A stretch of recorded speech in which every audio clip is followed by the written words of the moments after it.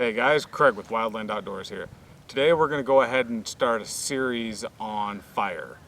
Fire making is one of the most important skills you can have if you go into the outdoors, whether you're camping, backpacking, hiking, overlanding, it doesn't matter. Things can happen. Having a fire kit put together just makes life easier, even if you're just car camping and you're stopped at the side of the road and want to get a campfire going. In this series, it's going to be a 4 or 5 part series. We're going to go over different fire starting methods, mainly tools used to start fires. Then we're going to do a segment on man-made tinder. We're going to go over another segment with natural tinder. We'll have a segment in there on additives for man-made tinder to help them burn hotter, burn faster, burn longer. And then we're going to have a final series where I'm going to go ahead and show you guys how each of the tinders work, how to start fires with each method, be it lighting a cotton ball with a lighter or using a Flint and Steel with char cloth to get a fire going. So in front of me, I have 3 essential fire kits. This is Amanda's fire kit for her backpack. In this kit, she's got a lighter, a magnesium bar, a fire steel, some cotton facial pads, some jute twine, and some dryer lint, and a little bit of 4/0 steel wool. This is my fire kit that goes in my backpack.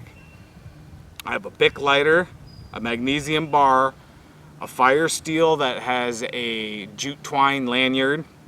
I have some wet fire tinder, some dryer lint, 4/0 steel wool. These 2 pieces make up my emergency fire kit. This little tin here is an old Camel snus tin that is used to make char cloth. This will be discussed in a later video. But I also have in it my steel, 4/0 steel wool, some jute twine, I have fire steel, a magnesium bar, and of course a piece of flint. So just giving you guys a brief overview of what's in these kits and what to expect. So give me a minute here and I'm going to go ahead and get some tools for starting fire out, and we'll go ahead and introduce you to some different methods of being able to start fire. Okay guys, what we have here are some various tools used to ignite your tinder. In this first part of the series, that's really what I want to cover, is your different methods that you can pick up at stores. Some you can pick up at Walmart, grocery store, gas station. Others are more specialized and will need to be ordered. So let's go ahead and get into it. The most common one that people are going to think of for a good fire starter is your standard lighter. Right here I have just your standard Bic lighter. You can use a Bic, whether it's Flint. I prefer the Flint ignited lighters. Could be even a Zippo lighter if that's what you carry. If you're a smoker, you know, obviously you're going to have a lighter. I don't smoke, but I always have a lighter in my fire kit. The reason I choose to keep a lighter is it's instant fire. As long as you have fuel in your lighter, it's instant fire and you can light any kind of tinder that you have, period. Now the other benefit of the Flint lighters like this Bic is when you run out of fuel, you can still use the Flint to start a fire. You just have to use the right tinder. Now you can also get the electric light lighters that have the little crystal lighter that when you push down it clicks, creates a spark, and ignites the lighter. Those lighters will work well too. However, you need to use those with a specific tinder for it to be able to work. So lighters are very useful even if they don't have fuel in them, but as long as they have fuel in them, you know, if you're out at camp, you just want to get a fire started, best way to do it is right here, you know, fire it up, you got instant fire. The next method that's going to be the next easiest is your standard strike anywhere matches. I prefer strike anywhere matches, but they're becoming harder and harder to find. If you can't get strike anywhere matches, strike on box matches will work. If you have something like this is an emergency match case. It's got a whistle, small striker, flint striker, and compass on it. It also has a signal mirror on the lens. But what you can do with these is you can take and cut the striker portion of the box off, or some really fine sandpaper, and you can stick it inside the lid, or you can tape it to the side of it as a way to strike your matches. Some people will waterproof matches by dipping them in wax.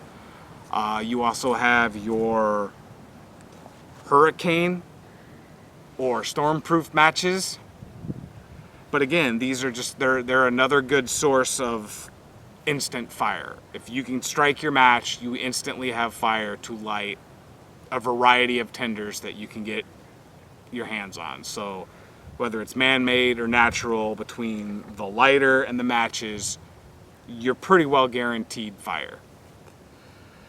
The next method, which takes a little more skill to use, and again takes proper preparation of your tinder, would be a fire steel or your ferrocerium rod.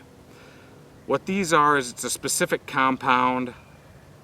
I don't know off the top of my head what the build of it is, but you have the compound and you have a striker, or in some cases you can use the back of the spine of a pocket knife if it's got a sharp enough angle on it.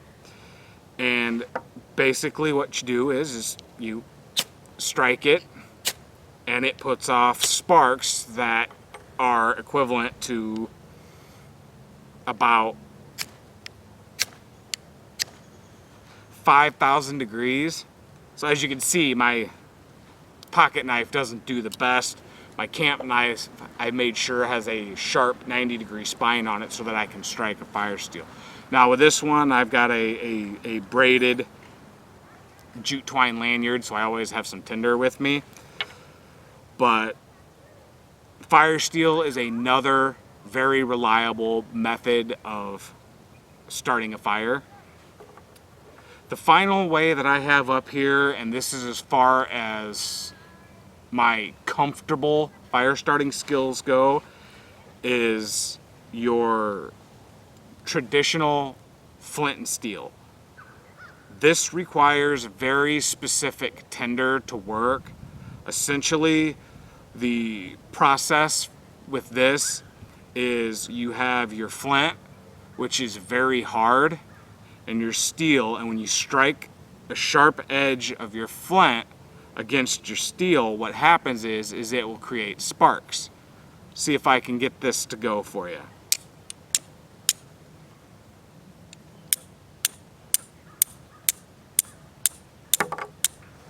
Now there were some sparks going. Not sure if you guys will be able to see those or not. We'll be able to tell when we go through and edit the video. But this is more of a traditional method. This is what I prefer to use when we go camping. If I'm not in a hurry to get a fire going, I've got time to just build a fire and collect everything up. I prefer to use my flint and steel, as it is the hardest of these four methods to start a fire. I do plan on working on the future on bow drills and hand drill fires, And when I get to the point where I am comfortable with those, I will definitely add to this series and add in videos on bow drills and hand drills and the friction fires. But for right now, my recommendations for you, if you're going to put together a fire kit, to be in a backpack, a bug out bag, survival kit. You know, if you're out overlanding and you want to put together a kit for just in case, you know, you break down and you're going to be there for a while, these are what I recommend. I highly recommend you definitely carry a lighter. You definitely carry matches, whether it's a box of matches in a Ziploc bag so that it's protected, or if it's in a waterproof case like this. A fire steel is a great backup to have if your lighter won't work, your matches got wet. This will strike whether it's wet or not. It does not matter. It will still throw sparks.